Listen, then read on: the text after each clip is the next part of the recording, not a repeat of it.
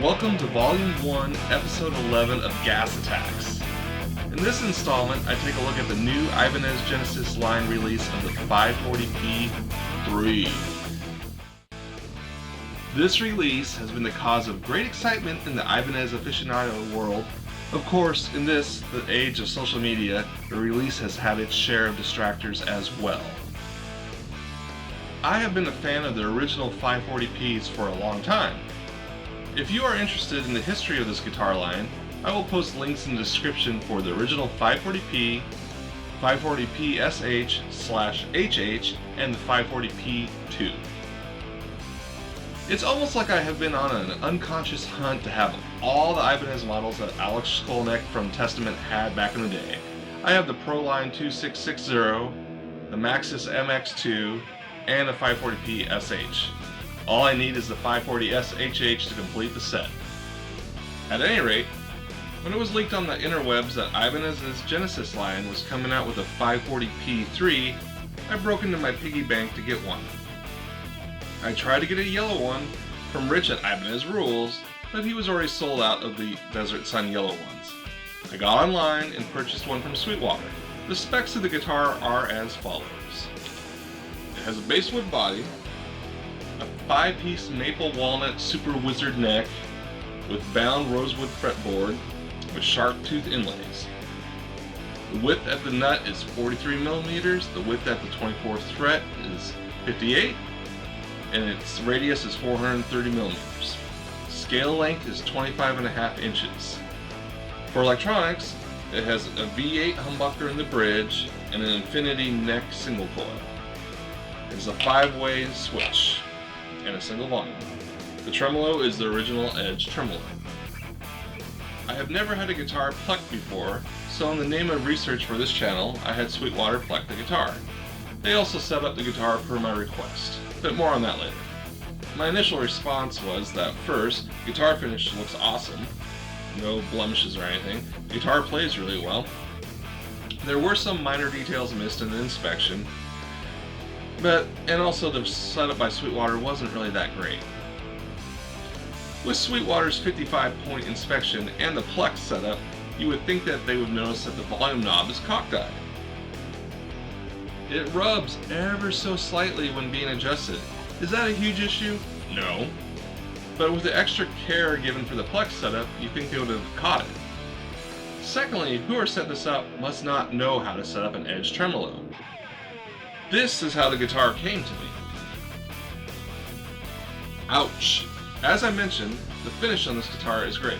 No imperfections that I can see.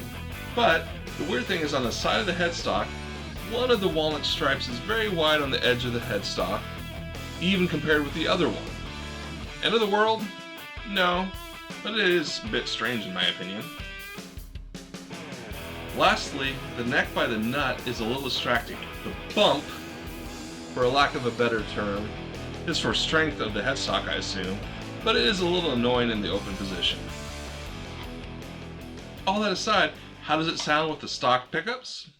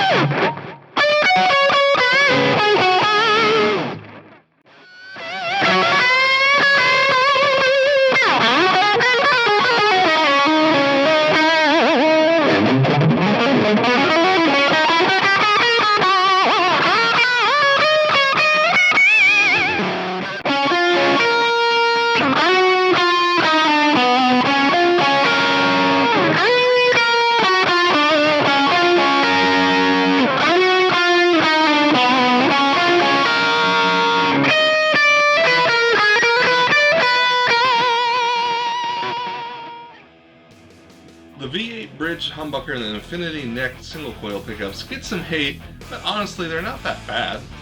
Will I switch them out? Probably, but just so that they have the same specs as my other guitars, not because they sound bad. Lastly, was the setup and plexing worth it?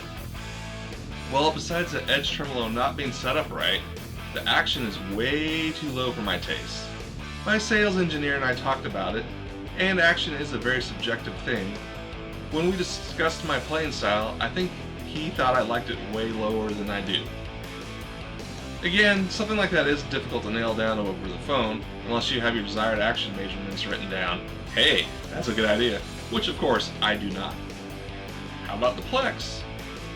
Since I cannot compare it with another 540p without the Plex, take my opinion with a grain of salt. But I cannot say that the plexing really impresses me very much. The ends of the frets seem a little sharp in spots, and while there are no dead spots on the neck, I'm not really sure how much spending the extra cash really got me. Overall, at $1,399.99, the guitar does seem to be a good bargain, even without a case. I built a custom 540p2 with a pearl body and an Ibanez RGR neck for way more than that. The Ibanez 540ph cost $999.99 in 1989, which in today's dollars is $1,934.68. To me, the reissue seems to be decently priced. While I do feel the guitar has some small defects, basically just the setup of the volume knob, overall the finish and playability is great. The setup from Sweetwater, especially the trem, is a bit disappointing, and I'm not really sure the Plex was worth it. In conclusion, if you want a 540p or a P2, this is probably the least expensive way to get close to the real deal. Let me know your thoughts in the comments. That wraps up this episode of Gas Attacks. Until next time. If you like this content, please like it, comment, and subscribe to my channel. It really helps the channel out. Every month I have a Gas Attacks segment where I talk about the gear that I use my own money to buy and whether I feel it was worth it or not. My channel has other videos with riff playthroughs, cool things that are not necessarily music related, and every month there is a new video for an original song, and once a quarter a video for a cover song. My music is also available on all streaming services under Tobe Anderson.